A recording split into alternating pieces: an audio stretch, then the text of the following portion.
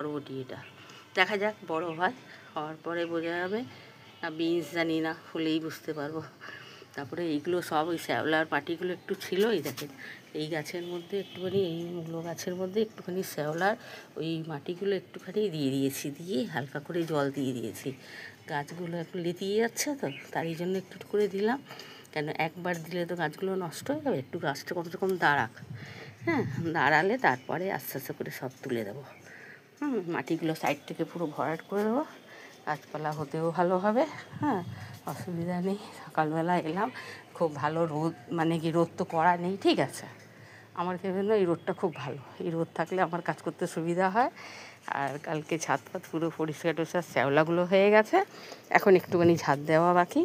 এই ঝাড়টার দেবো, দিয়ে তারপরে একটু বেলায় এসে না ঝাড় দেবো, কারণ খুব একটা রোদ নেই তো, কাজ করা যাবে, তার জন্য কোনো অসুবিধা হবে না। আর এখানে দেখেন এই যে সিমের গাছ, এগুলো দেখেন এখন সব গাছপালা পরিষ্কার করে দিয়েছি তো, এই সিমের গাছগুলো দেখেন নতুন করে এই পাতা ছাড়ছে, এই যে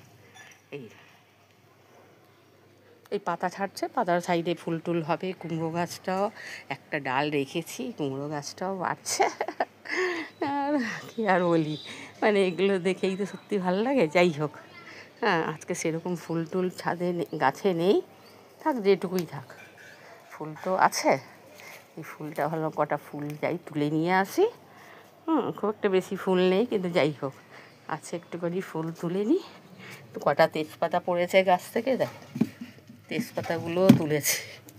গাছের জিনিস ছাদে পড়েছে, নিচে তো পড়েনি, কয়েকটা পরে তুলে রেখে দিই।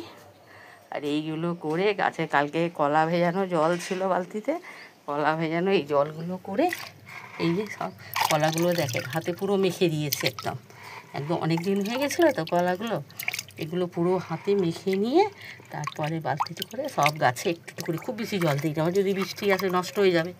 তো ঠাকুরের কৃপা বৃষ্টিটা হয়নি, খুব ভালোই ছিল।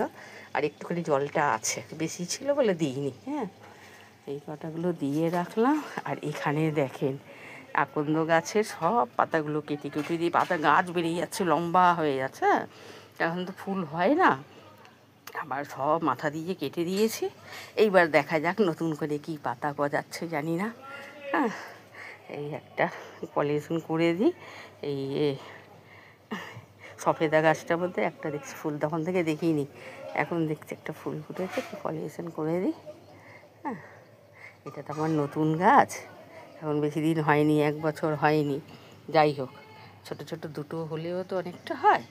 যাই হোক, হচ্ছে, এর থেকে কোনো অসুবিধা নেই। আচ্ছা ঠিক আছে, একটু রাখলাম।